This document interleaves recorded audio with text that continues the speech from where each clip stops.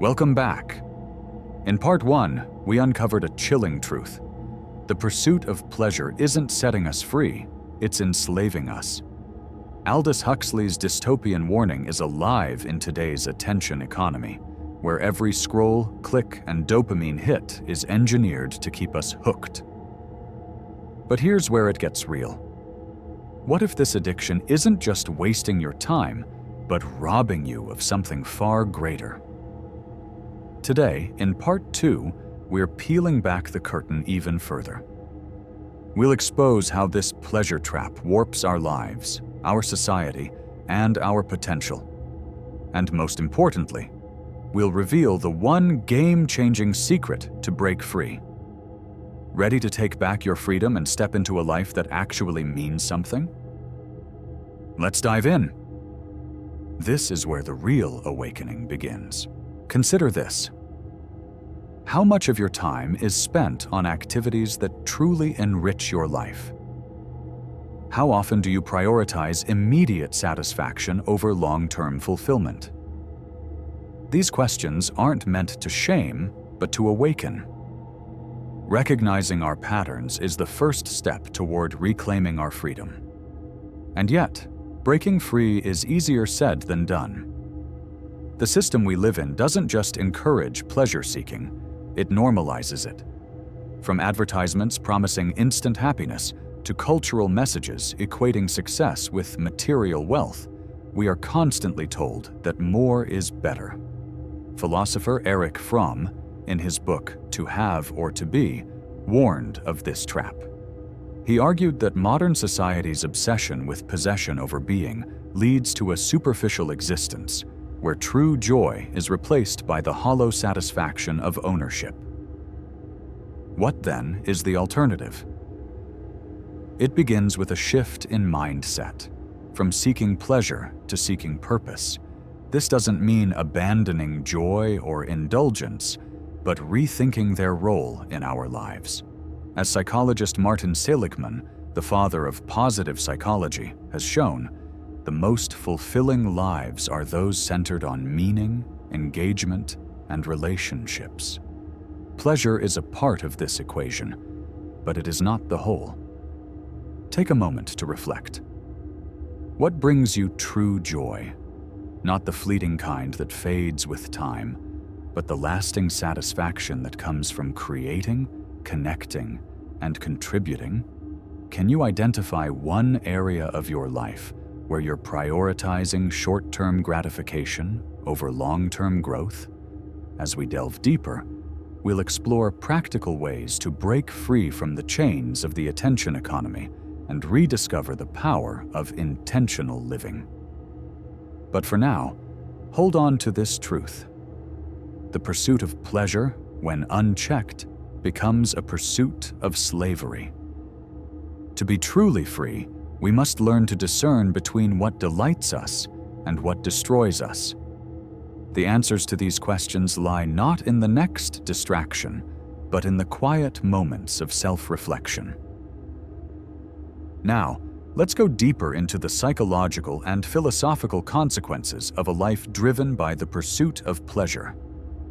If we've learned anything from thinkers like Aldous Huxley and modern psychologists, it's this. Unchecked hedonism doesn't just enslave individuals, it reshapes entire societies. Consider the concept of soft tyranny, a term often used to describe control that feels comforting rather than oppressive. Alexis de Tocqueville, in his analysis of democratic societies, warned that people might one day willingly surrender their freedoms for comfort and security. This is precisely the world Huxley envisioned in Brave New World, a society lulled into compliance not by fear or force, but by pleasure and distraction. Now look at our world. Every day, we are bombarded by promises of ease, smart devices that think for us, apps that deliver instant gratification, and a culture that glorifies convenience above all else. While these advancements make life more comfortable, they also make us more dependent. The less effort we put into living, the more power we surrender to those who control these systems. But here's the hidden danger. This dependence doesn't feel like enslavement. It feels like progress. It feels good. And that's what makes it so dangerous.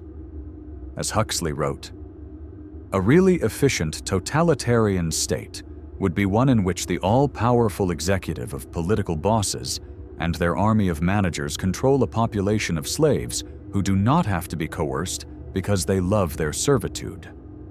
Think about how this applies to your life. How many decisions do you make freely? And how many are influenced, if not dictated, by algorithms, trends, or societal expectations? When was the last time you chose discomfort for the sake of growth instead of opting for the path of least resistance? This is not just a personal issue. The consequences of a pleasure-obsessed culture ripple outward, affecting relationships, communities, and even the planet. Philosopher Søren Kierkegaard described this phenomenon as the despair of the aesthetic life, where individuals seek beauty and pleasure at the expense of meaning and responsibility.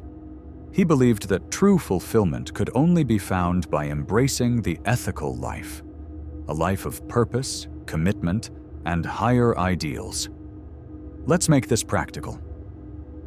Imagine two paths. One is paved, smooth, and easy to walk. It leads to a life of instant gratification, but little substance. The other is rocky, steep, and challenging. It requires effort and sacrifice, but offers the rewards of growth, connection, and legacy. Which path are you walking right now? Modern psychology backs Kierkegaard's insights. Studies show that people who prioritize intrinsic goals, such as personal growth, relationships, and contribution, report higher levels of happiness and life satisfaction than those who chase extrinsic rewards like wealth, fame, or status. Yet, our culture constantly pushes us towards the latter. Why? Because a society built on consumerism depends on dissatisfaction. If you were truly content, you wouldn't need the latest gadget, trend, or product. This is why advertisers don't just sell products, they sell lifestyles. They make you believe that happiness is always just one purchase away. But here's the truth. No amount of external pleasure can fill an internal void. This is why so many people, despite having everything they thought they wanted, still feel unfulfilled.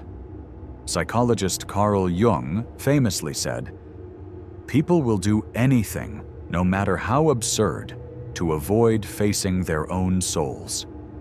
The relentless pursuit of pleasure is often a way to avoid the harder but more rewarding work of self-discovery. So, how do we escape this trap? It begins with awareness.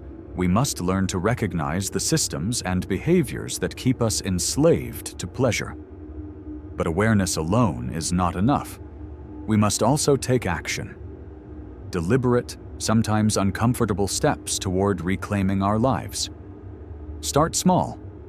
Turn off notifications, set boundaries with technology, choose meaningful activities over mindless distractions. These actions may seem insignificant, but they are revolutionary in a world designed to keep you distracted. Ask yourself, what would your life look like if you prioritized meaning over pleasure? What habits or mindsets would you need to change to walk the path of growth rather than gratification? As we move into the final part of this journey, we'll explore the most profound insight, the ultimate key to breaking free from the chains of pleasure. This revelation has the power to transform not just how you live, but who you are. Stay with us, because the most important lesson is still to come. Let us now confront the heart of the matter. How do we reclaim our freedom in a world that thrives on our addiction to pleasure? The answer lies in understanding a profound truth. Real freedom comes not from doing whatever we want, but from having the discipline to choose what truly matters.